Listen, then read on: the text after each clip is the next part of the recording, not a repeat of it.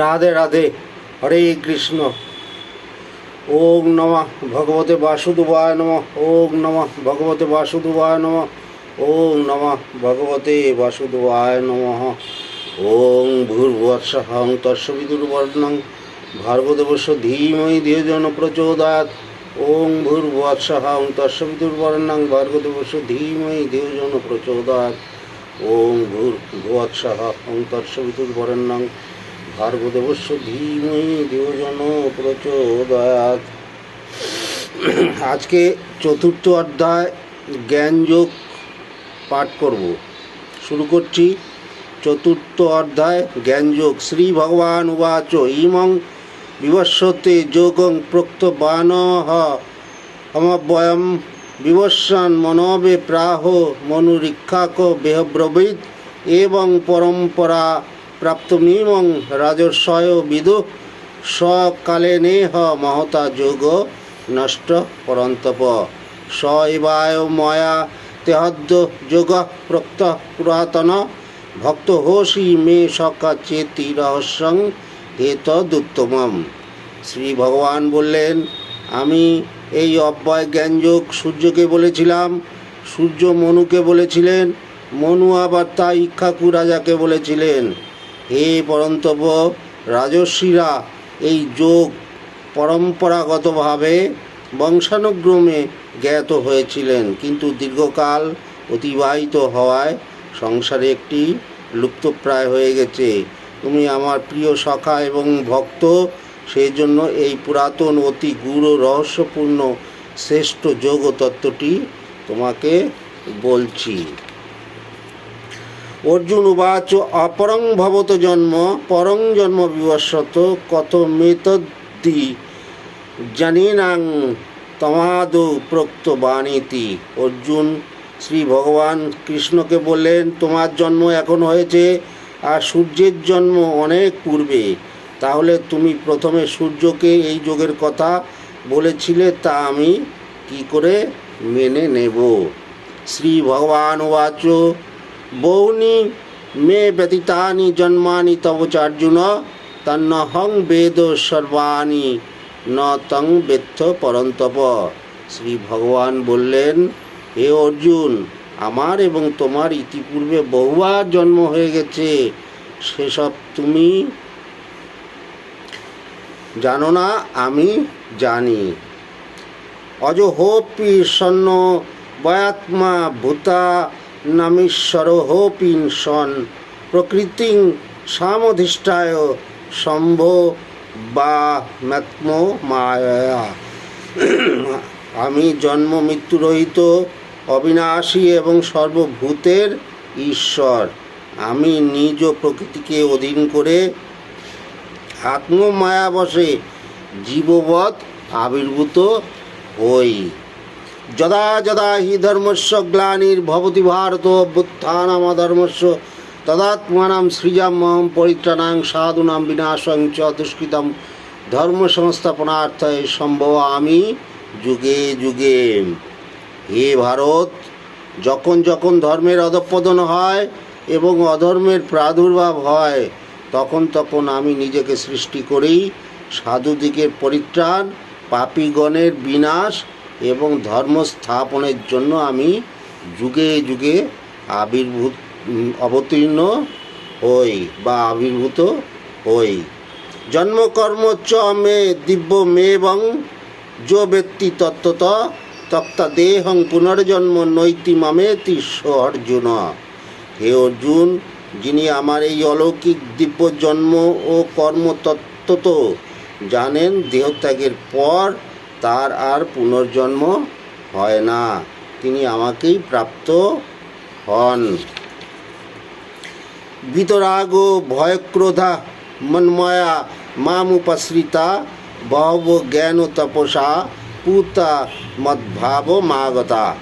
আসক্তি, ভয় ও ক্রোধ পরিত্যাগ করে আমার শরণাগত শুদ্ধ ভক্তগণ জ্ঞান এবং তপস্যার দ্বারা আমার ভাব প্রাপ্ত হয়ে থাকেন। যে যথা মাং প্রপদ্যন্তে তাংস্থৈব ভজাম্যহম মম বর্তানুবর্তন্তে মনুষা পার্থ সর্বশ। যিনি যেভাবে আমার উপাসনা করেন আমি সেইভাবেই তাকে কৃপা করে থাকি। হে পার্থ, মানবগণ সর্বপ্রকারে আমার পথই অনুসরণ করেন। কাঙ্ক্ষন্ত কর্মণাং সিদ্ধিং যজন্ত ইহ দেবতা ক্ষিপ্রং হি মানুষে লোকে সিদ্ধির্ভবতি কর্মজা। কর্মফলের আকাঙ্ক্ষায় লোকে অনেক দেবতার পূজা করেন, কারণ এ জগতে কর্মজনিত ফল শীঘ্রই পাওয়া যায়। চাতুর্বর্ণং ময়া সৃষ্টং গুণকর্ম বিভাগশ তস্য কর্তারমপি মাং বিদ্ধ কর্তারমব্যয়ম ন মাং কর্মাণি লিম্পন্তি ন মে কর্মফলে স্পৃহা ইতি মাং জোহবি জানাতি কর্মভীর্ণ স বদ্ধতে এবং জ্ঞাত্তা কৃতং কর্ম পূর্বৈরপি মুমুক্ষুভি কুরু কুর্মৈব তস্মাত্তং পূর্বতরং কৃতম। গুণ ও কর্মের বিভাগ অনুযায়ী আমি 4টি বর্ণের সৃষ্টি করেছি। যদিও আমি স্রষ্টা, তবুও আমাকে অব্যয় বা অকর্তা বলেই জানবে। কর্মফলে আমার স্পৃহা নেই, কর্ম আমাকে লিপ্ত করতে পারে না। যিনি তত্ত্বত আমাকে জানেন তিনি কর্মবন্ধনে আবদ্ধ হন না এবং তার কর্তৃত্বাভিমান থাকে না। এইরূপ জেনে পূর্বতন ঋষিগণও কর্ম করে গেছেন, অতএব পূর্বেকার মহাত্মাদের মতো তুমিও কর্ম করো। কিং কর্ম কিম কর্মেতি কবয়োহ পত্র মহিতা তত্ত্বে কর্ম প্রবক্ষ্যামি যজ্ঞাত্তা মোক্ষসেহ শুভাৎ। কর্মণ হোপি বদ্ধব্যং বদ্ধব্যঞ্চ বিকর্মণ অকর্মণস্য বদ্ধব্যং গহন কর্মণ গতি।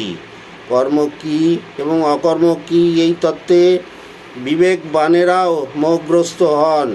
এই কর্ম সম্বন্ধে সকল তত্ত্ব জানলে তুমি অকল্যাণ হতে মুক্তি লাভ করবে।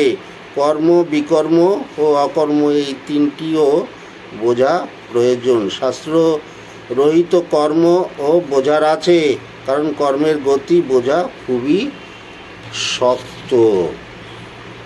কর্মণ্য কর্ম যঃ পশ্যেদ কর্মণি চ কর্ম যঃ স বুদ্ধিমান মনুষ্যেষু সযুক্ত কৃৎস্ন কর্মকৃৎ। যিনি কর্মে অকর্ম এবং অকর্মে কর্ম দেখতে পান তিনি মনুষ্য মধ্যে বুদ্ধিমান। তিনি যোগী এবং সর্বকর্মকারী। যস্য সর্বে সমারম্ভা কামসংকল্প বর্জিতা জ্ঞানাগ্নি দগ্ধকর্মাণং তমাহুং পণ্ডিতং বুধা। যার সমস্ত কর্ম ফল কামনা রহিত এবং জ্ঞানাগ্নি দ্বারা যার সমুদয় কর্মই দগ্ধ হয়েছে, জ্ঞানীগণ তাকে দগ্ধকর্ম পণ্ডিত বলেন। তক্তা কর্মফলাসঙ্গং নিত্যতৃপ্ত নিরাশ্রয় কর্মণ্যভি প্রবৃত্ত হোপি নৈব কিঞ্চিৎ করতি স। যিনি কর্মের ফলাসক্তি ত্যাগ করে নিত্যানন্দে পরিতৃপ্ত, তিনি কর্মরত থাকলেও প্রকৃতপক্ষে কিছুই করেন না।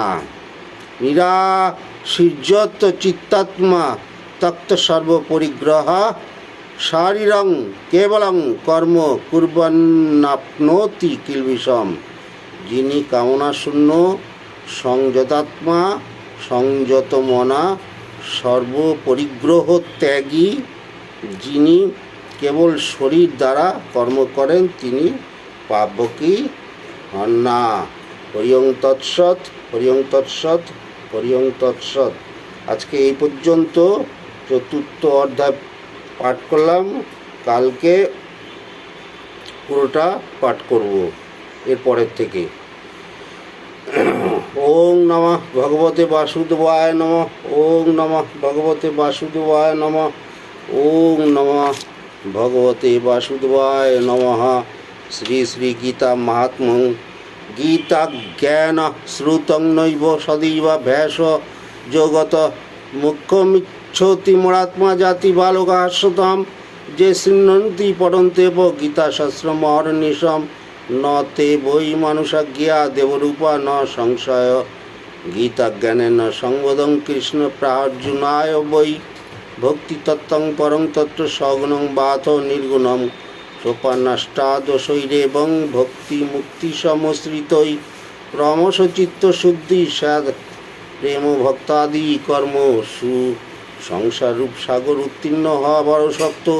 সেই নর ইচ্ছা করেন তিনি গীতারূপ নৌকা লইয়া অনায়াসে পার হইতে সমর্থ হন। যে মূঢ় ব্যক্তি পুনঃ পুনঃ অভ্যাসযোগে গীতাজ্ঞান প্রাপ্ত না হইয়া মোক্ষ লাভের ইচ্ছা করিবে সে বালকের ন্যায় হাস্যস্পদ হয়।